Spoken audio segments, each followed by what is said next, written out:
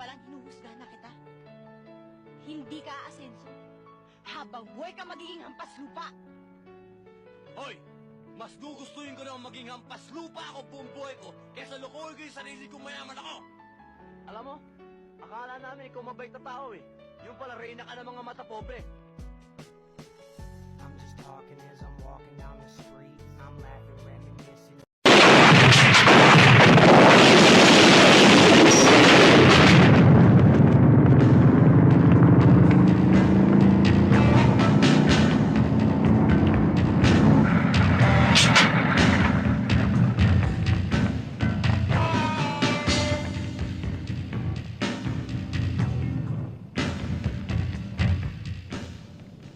Kaya ba natin to?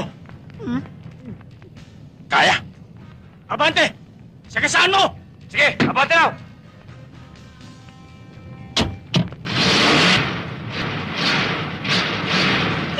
Kayo na lang!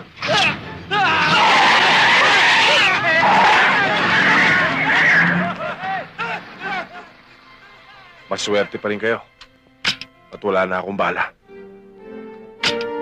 Gulangan lang naman to eh. Aling Vicky! Anak niyo nahulog sa imburnal! Ha? Saan?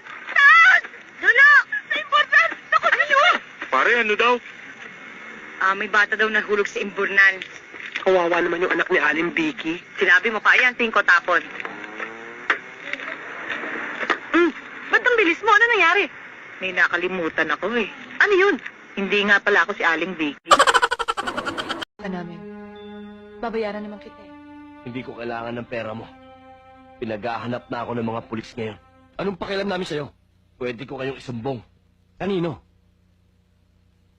Gago ka pala eh. Gago pala ah. Kung pagkamatay ko yung ngayon, saan ako magpalit sa ulo ko? May magagawa kayo? Ha? Wag! Wag ka ding!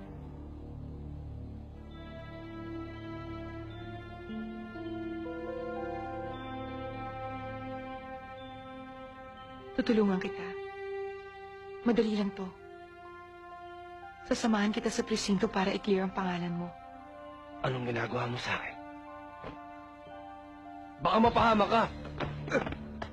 Hindi ako mapapahamak dahil alam nilang hinostage niyo ako.